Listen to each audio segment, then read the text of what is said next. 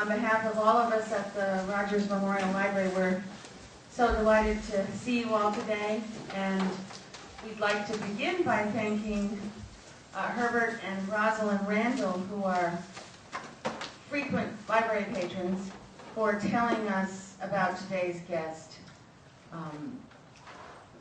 Alli Hunter Joseph is the niece of Herbert and Rosalind. So, thank you all. I want to acknowledge you too. You can raise your hand there a second.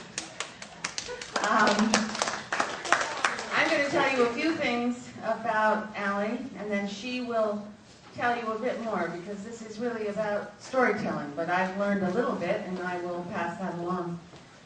Alli grew up in New York City and attended schools there.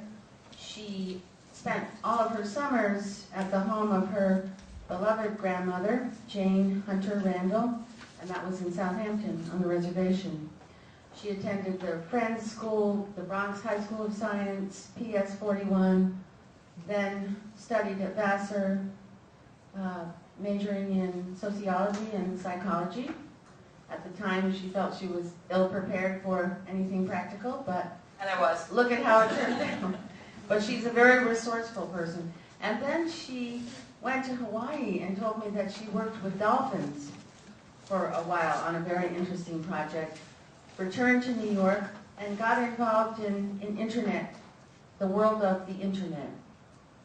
And this was in the 90s. I think it was in the mid-90s, about 95. And this was before the age of bloggers. She actually became a very advanced internet person, basically a blogger, and traveled all around the country, was her own sort of private contractor.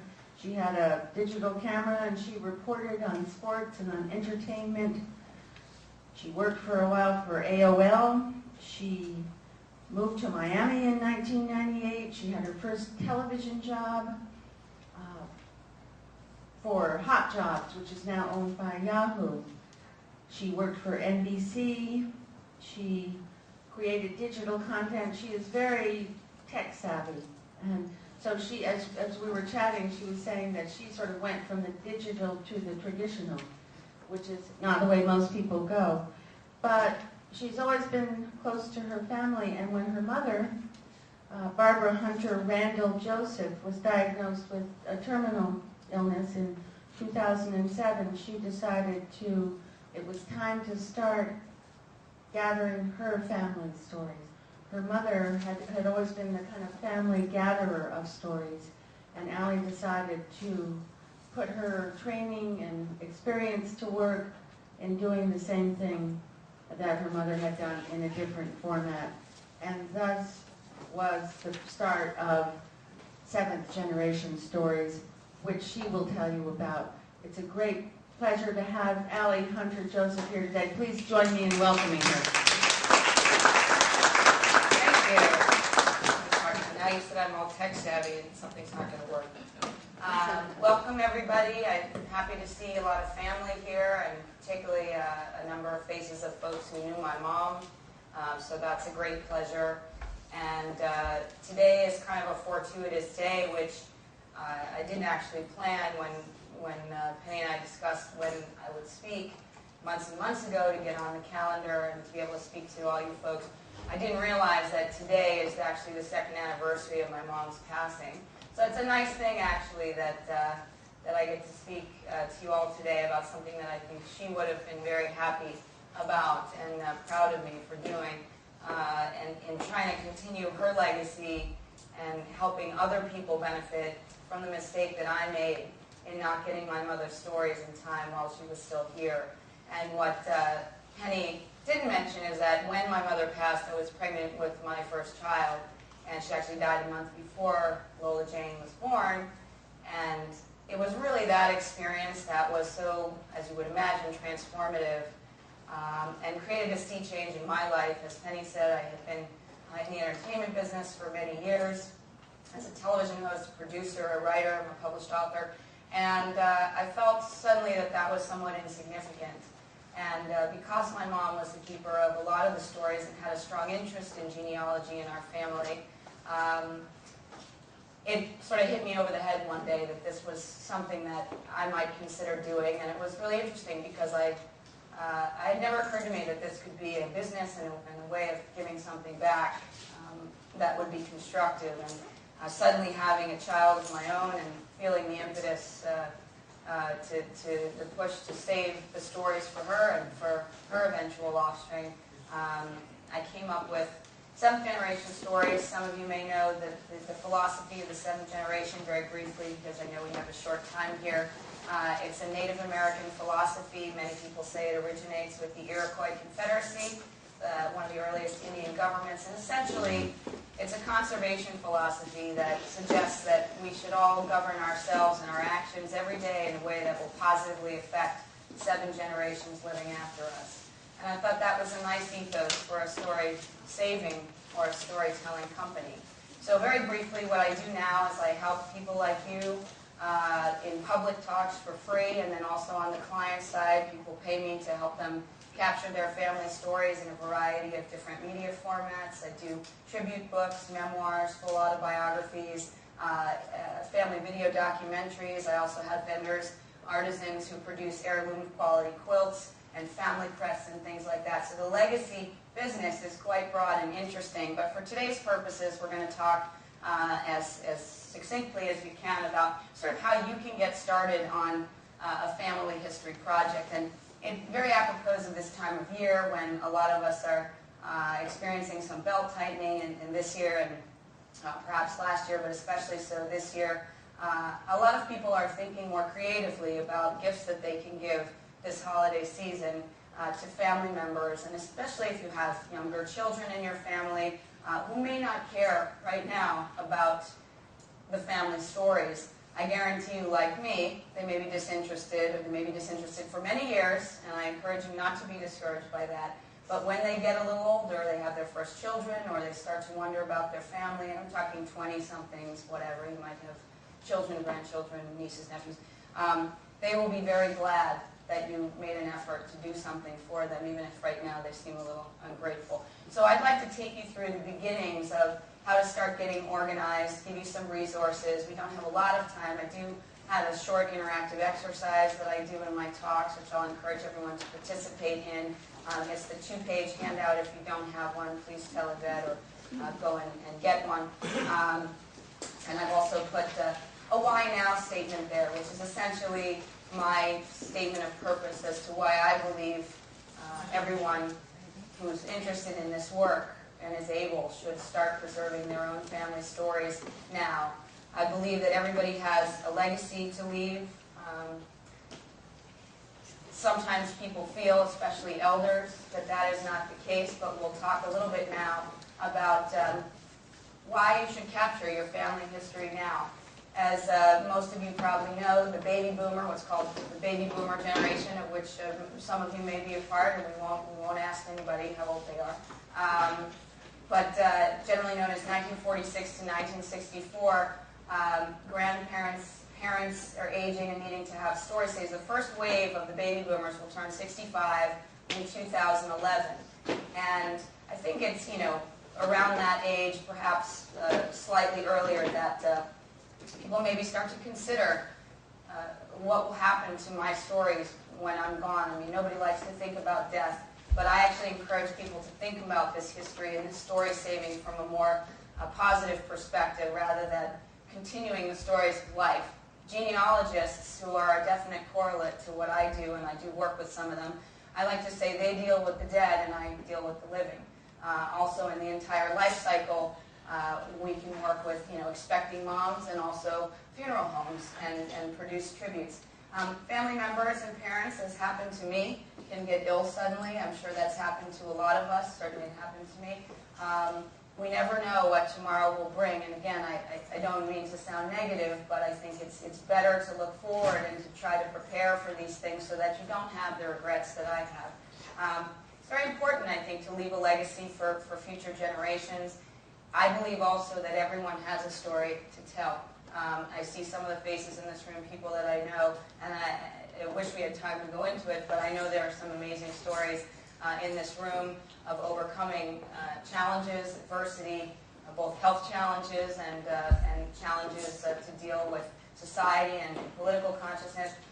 Your life is important, and I assume that if you're here, you think so, but you'd be surprised how many people, especially elders, don't think they have anything to share. They say, well, my life is not that interesting. I'm just an average person. But it's wonderful when you get an elder sitting down and telling stories how they get fired up and they start realizing how much they really do have to share. And even just the process of recall is quite amazing for some, because there are things that come up that they didn't realize they remembered, and how significant that was to what kind of a person they became or they've become.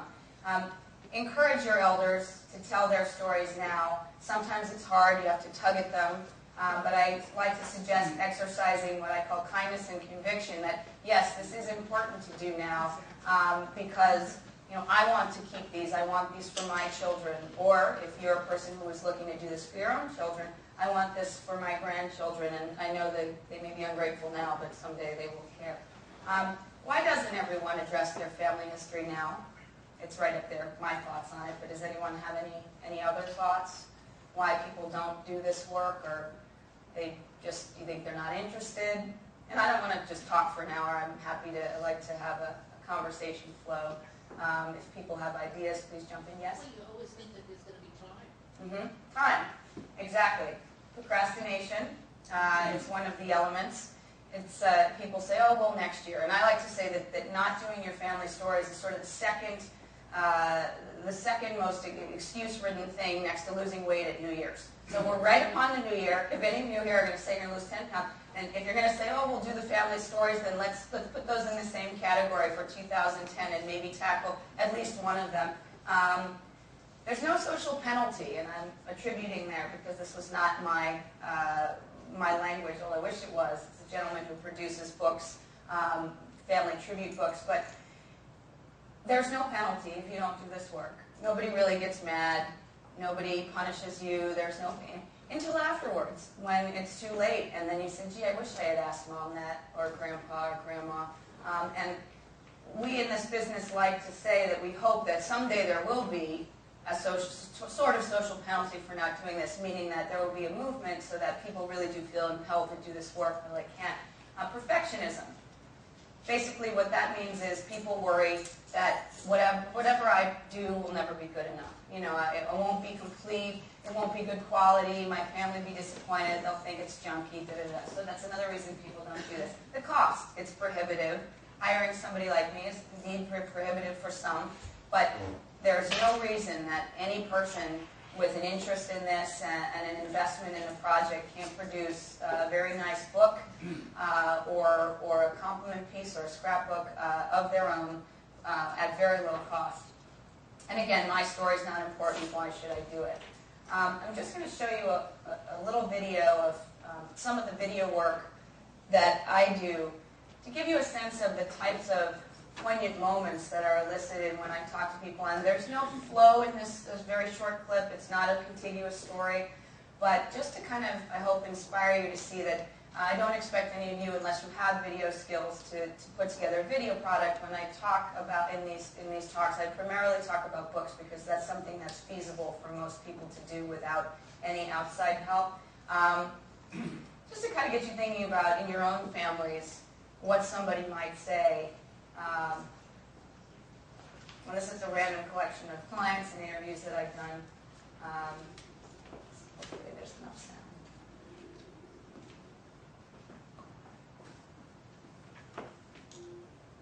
Uh-oh, what happened?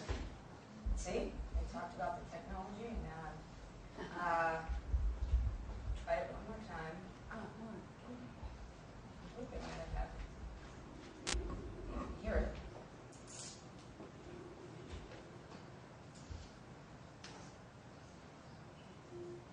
I grew up in Canarsie, and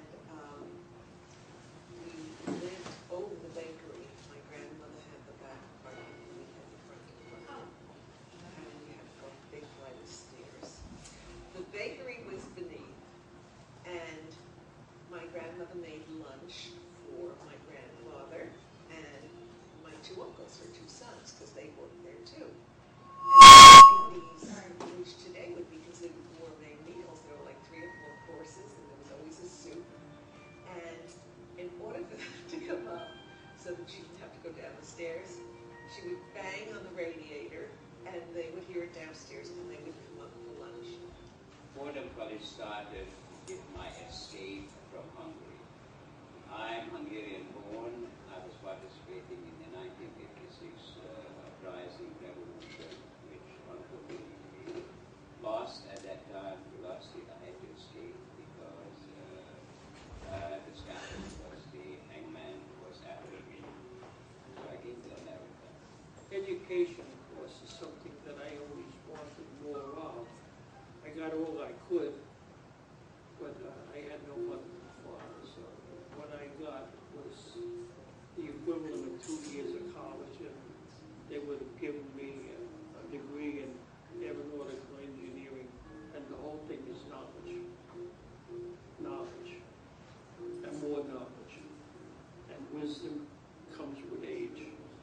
Until this day, I feel that's where I always have to be. So it was a good place it's a good place for me, you know. And the kids are good. I have a wonderful house manager, and my ushers are great. So I enjoyed that. I enjoyed this life, especially now that I lost my daughter. The others are married, and I'll be by myself. So it gives me an incentive to get up, to get dressed, and to get out and go to work. It was 1982. He was there. He was there for me when I was like, his father, my buddy also. I was stuck once. I was someplace I shouldn't have been. And my best friend wasn't around. I called him. He came. No questions asked. Come here, this to him. Things like that you don't forget. You know. And then when I was, problems in my life when I was older, didn't know which way to turn or what to do. He would tell me stories. He was my age. What we would do. And all of a sudden, the light came on. So not just me, it's the way life happens, and gave me this advice. And what a father does. Always look close to him. Always love people around me. It's always somebody I look up to. Appreciate it coming to me because I feel be close to them first. In terms of giving back to my kids. Love everything.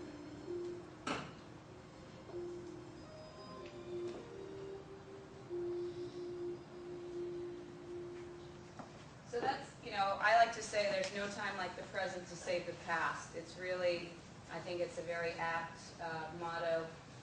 Some of the things that you can do, I like to say that creating a family project, it's the only thing that you can leave your children that cannot be taken away. We can leave money, property, heirlooms. It's stuff, it has meaning to the family, but all that, as we know, unfortunately, can get lost or taken. The easiest way to start doing this project for yourself is to get yourself a little digital recorder. People used to use mini tape recorders. They're very affordable. You can get them at any electronics store for about $40. And start talking to your families.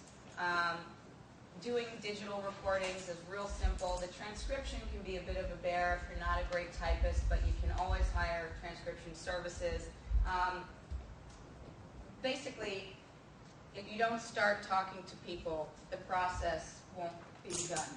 I have a brief story here from a gentleman that I interviewed named Mort Graberman, who I thought was pretty inspiring.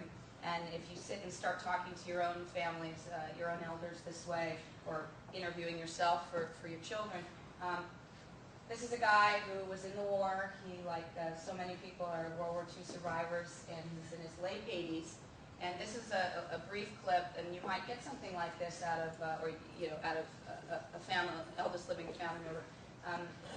He had been given 1 day of leave to get married, and 1 night for a honeymoon. So he took his wife to the Waldorf Astoria, and this was a working class guy, blew it all. 1 night at the Waldorf Astoria in New York.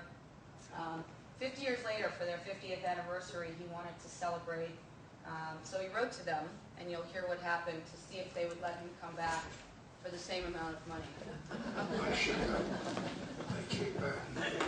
We came past you, married on on Saturday and went back to camp on Sunday. We had one night for a honeymoon, which we spent at the Waldorf Astoria. Very nice. And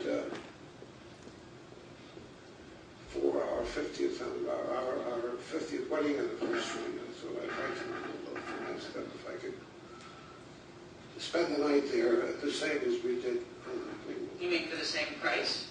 Yeah, Wow, that was nice. $9.36 for the night including breakfast. What did they say? I'm going to ask you for until March. Okay. And then a couple of years later, there was an article in the newspaper about them feeding a 50th anniversary. So I wrote to them again. And I got a call. They'd be pleased to have me come up. And we spent our 55th anniversary there in a suite in the tower. We could have entertained 50 people in the suite. And I think it cost me $13 and change. $13? Yeah, for taxes. It was a $2,500 a night suite. $2,500? A night. In the tower, in the Waldorf Tower. And that was something. So, it's pretty amazing what you can get out of somebody. Yeah, I joked afterwards that, turn my mic up, that Waldorf probably got a lot of calls after that. Hey, can I stay there for $12 a night? No one can tell your story better than you. People can hire somebody like me, and I hope I do a good job.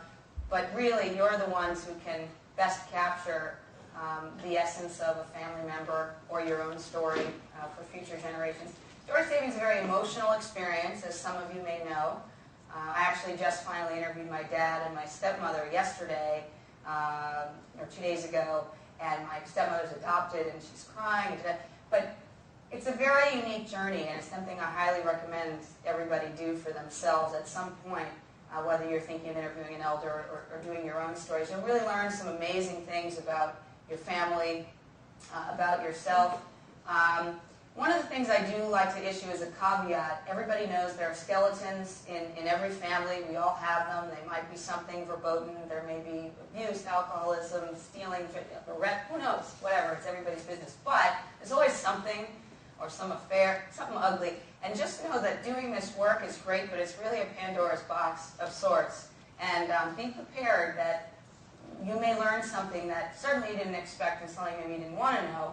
And yet, it's really part of the rich tapestry of what your family is and has made people who they are, for better or worse. And I think that, especially when you're dealing with family issues that are from way back, all of those things, if we think about it from a psychological standpoint, affect who we are and who we've become.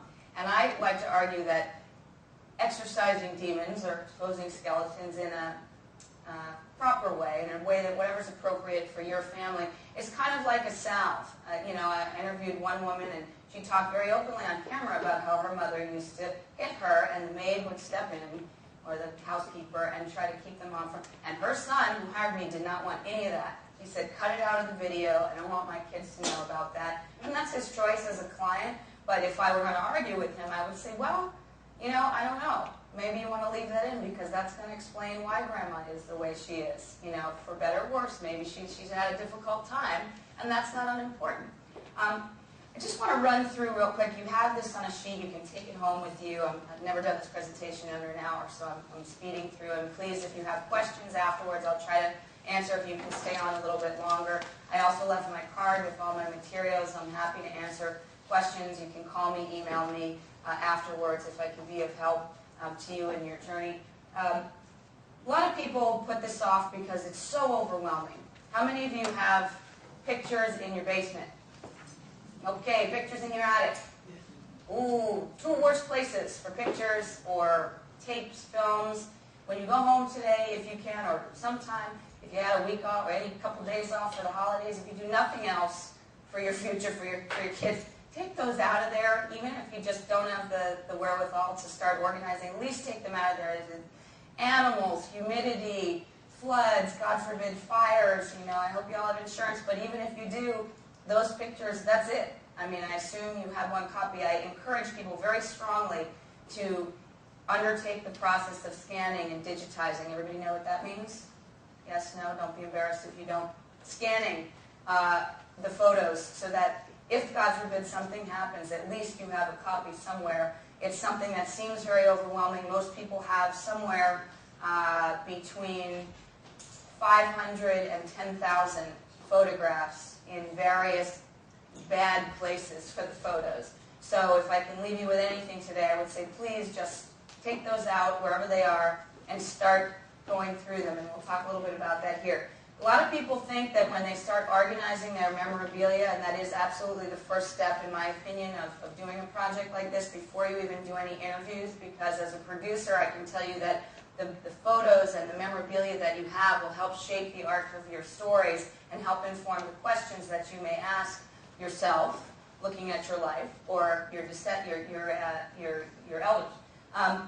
People think if they buy a pretty box and spend a lot of money in a pretty album, it's going to get done faster. No. Don't spend a lot of money on this. All you need is a couple shoe boxes, Ziploc bags, some Post-its, and that's pretty much it to get started. Set aside a regular time. You have to make a date with yourself to do this. It's hard, and it's just like anything else, meeting a friend, getting to work, losing weight, you have to commit to it. Set aside as much time as you can every week to tackle your project, and basically make a date with yourself. Put it on your calendar, your BlackBerry, write it on your hand, whatever, put it by your bedside, whatever works for you, so you know, okay, I'm committing to starting this process. Find a buddy. If you have a family member, a friend, somebody who would like to undertake a project at the same time, who you can kind of count on to keep you in line, and vice versa. If you get frustrated and you say, I'm not going to do this next year, right? There's a person you can call when you get overwhelmed, and it's like the buddy system. You stay in touch with them. Don't worry about being perfect. The organization is not key, as we said before. Basically, I'm at the bottom. If you have duplicates, and most people do, and in the past we kept them for a variety of reasons. One, because we thought we might need more than one, or because we just didn't spend the time in getting organized. I argue, if you have duplicates, negatives, DVDs, throw them out, give them away. Keep one, have it scanned, keep one of everything, and then you always have that original with that nice rich texture, but if something happens, you have a copy. Do you know that you could sell your old memorabilia on eBay? It's creepy, but people will buy who do scrapbooking and make like art cards and things like that. I learned from a scrapbooking woman that I work with that people will actually buy your old pictures even though they don't know who the people are. Now, I think it's a little creepy, but you can make a couple of bucks selling all your old photos of, if you have a picture, you went on to Aruba one year, 40 years ago, and you have one of those pictures that you always thought you'd want to keep of the palm trees. You're like, why the heck do I have this? There's nobody in it. Somebody might buy that. Start editing. This is the challenge. Be patient and strict with yourself. Get your Ziploc bag. You write the family name on it with the Sharpie, right? So everybody has different family names in their family, depending on the marriages and things like that. I'm Joseph, but there's also Hunter and Randall in my family, and then some other marriages, obviously.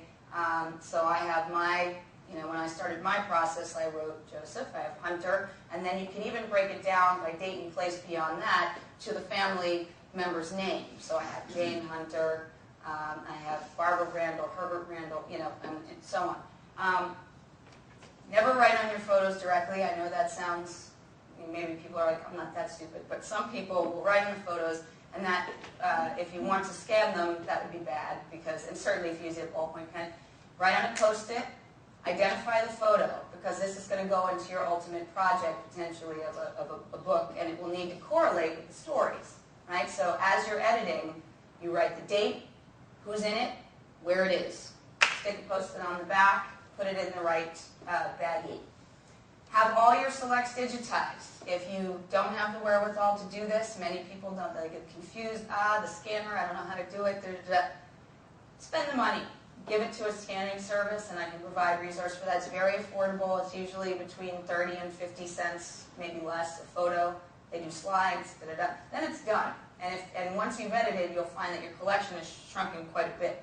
Time can be your friend or your enemy. I suggest you make it your friend and stick to your schedule. Stay in touch with your history buddy if you get frustrated, confer. Now it's time to consider your project format. How many folks in the room here, throw out some projects that you might want to do? What type of project, if you know?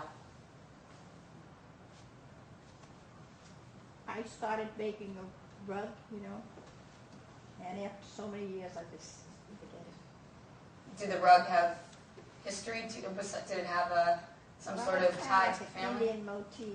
Okay. But, Okay. I Anyone else? even get my grandchildren, my children, come work on this. Okay, so it's like a collective Never got family finished. project. That's Never got nice. finished. Okay, well, but now maybe you'll be motivated. It's not too late. Yes. When my last granddaughter was born, and every time she's on the West Coast, we're on the East Coast, every time we were together, of course the paparazzi would come out and things, and a million pictures were taken, and I make her Gigi books Okay. for each time that we're together. And it's a great way for her to stay in touch with us. Here on the East Coast, she knows everybody, she knows everybody's names, and we're now up to, I think, 12 or 14 Gigi books. Wow. And my daughter has just asked me to do their pictures in the same way Okay. that I have collected. Of course, they're now 35, as you know, 35 and 30. So I have got all of these pictures correlated. And you'd like to make one overarching piece? Well, I think I want to do a book for each of them, naturally, because, Okay. you know. And we'll talk a little bit about digital publishing. Are most folks here interested in possibly producing a book of sorts, a tribute book, a scrapbook, a book with a narrative, a memoir? Yes. I'm interested in trying to set the stage for my own children to interview their grandparents. Wonderful. And to get some good icebreakers about how you could do just a sit down. And I've seen some what was Thanksgiving like for you? Where it's basic questions. Sure. But I would like to have something that children could ask. Sure, and that's a wonderful tradition to begin. There's in all media now, you'll see around the holidays a lot of storytelling type of things, which is encouraging to me because it means people are caring more about this.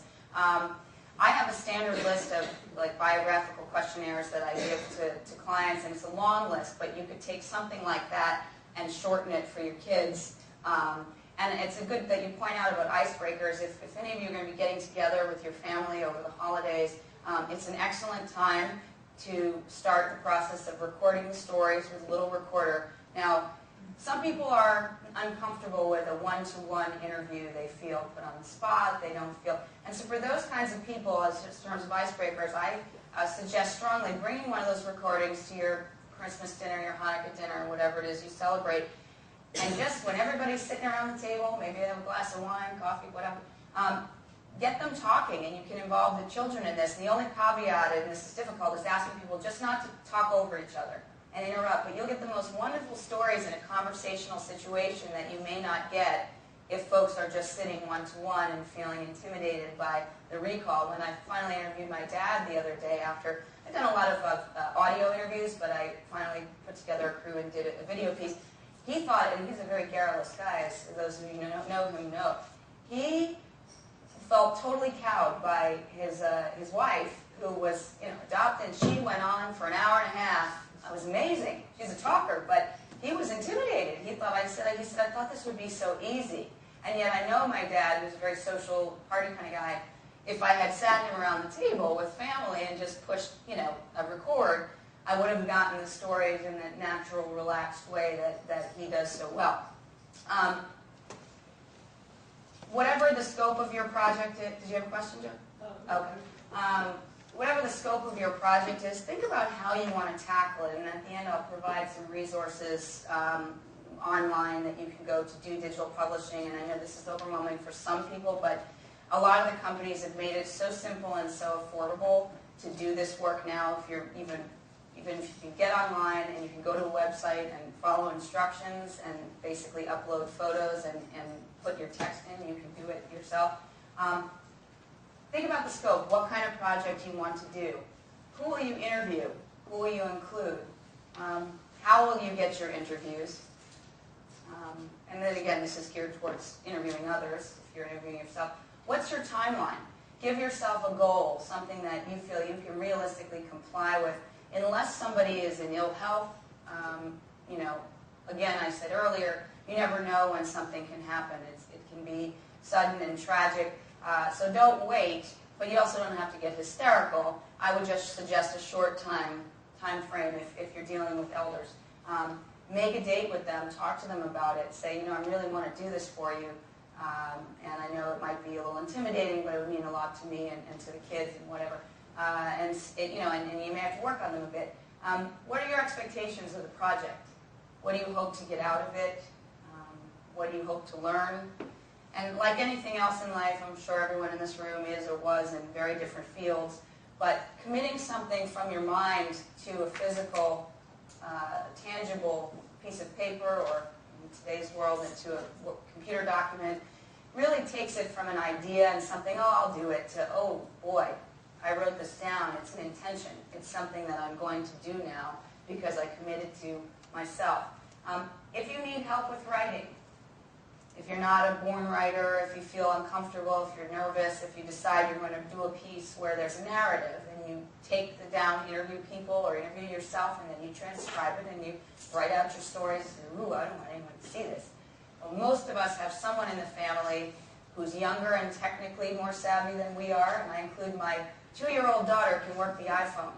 I'm not kidding. She sits there and she knows how to unlock it and find videos, and I didn't teach her that. So even I have somebody who's, even I'm not that young, but you know, I have somebody who's younger who knows a lot more than I do about a piece of technology. So ask your children, your other people in your family, friends for help with writing or editing. If you feel uncomfortable, if you want a second, third, fourth pair of eyes to look over something for you, so you feel okay putting it into an order that can be shared. Think about layout and design resources to learn what they cost, because if you don't choose to use one of these self-publishing, digital publishing services, which is what's quite affordable, you will have to employ a designer, which is not cheap. But if you're doing the rest of the work yourself, that would be the largest expense in your project most likely, and then the printing if we're talking about books. What are some printing resources? And I can go into those, and again, for purposes of time, if anyone is interested in doing a book and wants to sort of have a list of succinct resources, you can contact me afterwards. I can provide you with some guidance, some help. Interviewing basics. Have most of you interviewed someone in your lifetime? Do you feel comfortable doing that or not? Are there things that you're not comfortable with? Anyone want to speak up? Yes, no? Okay. Well, interviewing basics, they're fairly intuitive, but again, if you're not somebody like me who talks for a living, and then you know you may just want some pointers. A good interview flows like a conversation, and that's why I suggest sometimes that if somebody is not comfortable sitting in a one-on-one, that you do take advantage of this holiday season or any time you may have an opportunity soon to be with your family, and just bring out the recorder and don't scare anyone. Some of you gotta prepare them and say, oh, I'm recording. Oh, you're recording me, and people will censor themselves. But if you get them used to the idea in that time frame. Say, okay, well, I'm just going to be doing some recording. I want to ask you some questions about your life. Be present. If people sense that you're not interested or you're distracted, they'll know, and they won't really be as comfortable participating. Be supportive, empathic, and indicate that you're listening. That's a crucial skill in interviewing. People are particularly sensitive when they're sharing their intimate details, and again, like we said earlier, a lot of the stories that you'll hear will not be easy stories. Doesn't mean they're not great stories. I mean, I hear stories of people who are in wars all the time. So I'm not just talking about personal issues in one's family. I'm talking about world issues and things that people were a part of. Have your questions prepared and typed out. As you start to work on either your own story, think about what you'd like to share with the future generations, or if you're interviewing an elder, think about what do you want to ask them. I, as I said, have a questionnaire that I use.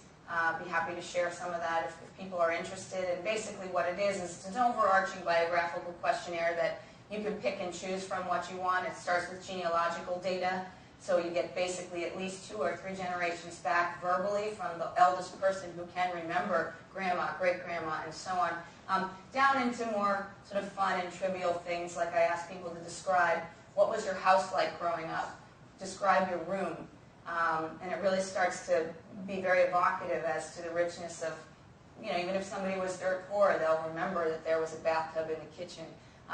Or, what about their upbringing and their parents' hard work ethic inspired them to become a doctor or lawyer, or be the first to graduate from college, or whatever that might be. Check your device, your batteries. I can't tell you how many times, even as a professional, I screwed that up. I usually carry 2 recorders or 2 cameras when I go to work, because you never know when technology will fail you. Be prepared to take notes, at longhand. Keep it quiet, no babies, no dogs. Turn off your cell phones. And of course, if you're in the family party situation, that's not going to work. But allow for non-disclosure. Again, those skeletons, if somebody says, I do not want to talk about that, of course, it's up to you how much you want to push. But I suggest honoring that. Is it worth antagonizing somebody to get them to say something they're not comfortable saying and forfeit the rest of what could be your great interview? No judgments. Whatever somebody says, that's their life, that's their opinion. The writer Gabriel Garcia Marquez wrote, and I may botch this quote slightly, and it's on my website, but essentially history, particularly family history, it's not actually what happened, it's what one remembers to tell. And so everybody, I like to say, truth is not subjective per se, but history is subjective because it's remembered by those who remember. Here are the resources, and then we're going to get into this exercise real quick. Do a share, and then I'll answer some questions, and I might actually make my deadline, and I've never talked this fast. These are resources for doing everything from printing to genealogical research, and I can send you this if you want to contact me afterwards. I did leave my cards, as I said. The family legacy business is growing tremendously, some of you may know. I think the company that's kind of cornered the market, if there was going to be an antitrust, it would be Generations Media. They own Ancestry.com, MyFamily.com, and I believe they may own Genie, a couple of others that are not there. Those are sort of the predominant websites to research one's family history. And the database is phenomenal, at least off of Ancestry.com. You can create a family tree. MyFamily.com has put millions of dollars into research and development, something I wish I could do, but it's basically Facebook for families. If any of you are on Facebook, or your kids are, or your other family members, it's pretty amazing. You can upload videos, share pictures with around the family, leave messages. And it's very, in my opinion, user-friendly, and I do, as I said, I speak to different audiences all the time, and many of them are elders, and so I do know that not everybody is technically savvy. I know Chi-Chi is. She gets around on the web just fine, and are you on Facebook? No. All right, but she could be. Mort, the guy you heard, 87 on Facebook. Yes, I was amazed. I wanted to call them and say if that was the oldest person, and he's not. There's somebody in their 90s on Facebook. So if they can do it, so can you if you want. 23andMe is kind of interesting if you are just sort of tapping into, and these again, most of these are free services. 23andMe is not. And again, for publishing, some of them have costs associated, and I don't have the time to go into that now. Basically, today was to give you an overview of sort of how to get started and not be overwhelmed by a project. 23andMe is genealogy. Basically, I think they send you a spit test, and you can find out phenomenal stuff. And I don't know if I didn't do it because I wasn't sure I wanted to know about all the disease in the family and what I might get someday. But it's pretty amazing stuff. Blurb, Lulu, iUniverse, and Ex Libris are 3 of the digital self-publishers. Self-publishing, it's like everybody's eyes start to blur, but very briefly, digital publishing is the modern alternative to the traditional publishing of books, which is called offset printing, which is very expensive and requires many, many copies of a book to be printed to make it affordable. In comes digital publishing. The quality has gotten quite good, And basically what any of those sites there allow you to do is to self-publish actually quite beautiful memoir type of tribute book, photo books. They're sort of the next step up from a Flickr or a Snapfish, where you can just make basic photo books. I assume everyone here is interested in some part of the narrative piece of a story, and those companies don't really do that. These specialize in self-publishing. Memory Press is a true do-it-yourself. It's kind of interesting. Like Blurb, they have a software you can download to your desktop. It's not terribly complex, and you can just import text into the software and tell it where you want it to put it.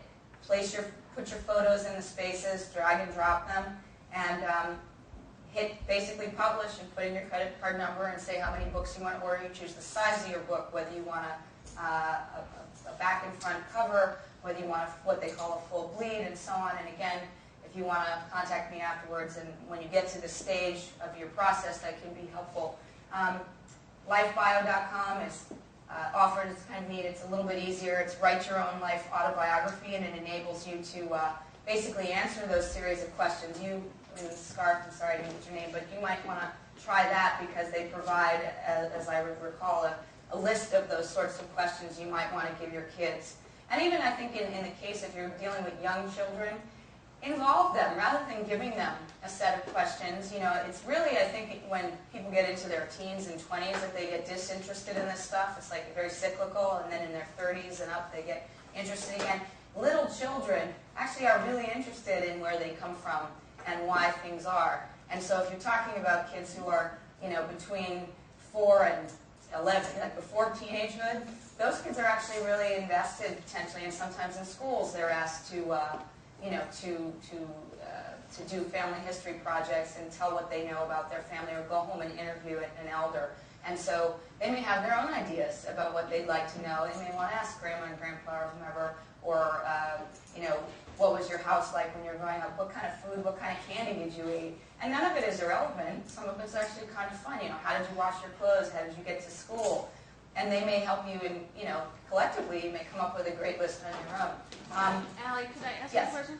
I didn't see this list in our That's material. not in the handout, but I can either email it or send it. Yeah, I'm actually... This would be a useful list for, I think, probably a lot of people. Sure. Happy to do it. Yeah. Okay. This You is a send new it to us, PowerPoint, we'll and that's print why it it's not out. in there. We'll print it out, and we'll put copies in Cooper Hall next door. Okay. So, And there are many, many more. This is a condensed list of both genealogy resources and things like that. As I said, I have genealogists that I work with. I am not a genealogist or particularly a social anthropologist, but I do, work with them. So genealogy is a whole other discussion about using the SSI death index to find people, and I'm somewhat knowledgeable, but I don't have time to talk about it. That is essentially the presentation. The little paper that you have here, we've only got a few short minutes, is what I'd like to leave people with. You want to put the lights up so folks can see, please? Thanks. It says at the top, personal histories are just a collection of stories. And my great hope when I talk to people is that they leave feeling empowered and not intimidated by the process that they may begin to undertake. The elements of a personal story is that everyone has a story. No two stories are the same. I don't know if you've had this experience in your family. You could ask 6 people to tell the same story of a particular time, and you'll get 6 different stories. And that's not bad either. That sort of goes back to history is what one remembers, and those small details in the tapestry of remembrance, I think, are very vibrant, and they actually contribute to what makes people unique and how they remember things. It's the little moments that matter. It doesn't have to be milestone events, that actually comprise a lifetime. It's the composition of little moments.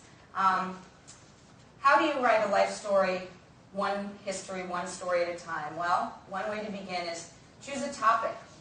Think about topics like childhood, school, parents, friends, hobbies, vacations, jobs, talents. Parenthood is a common one.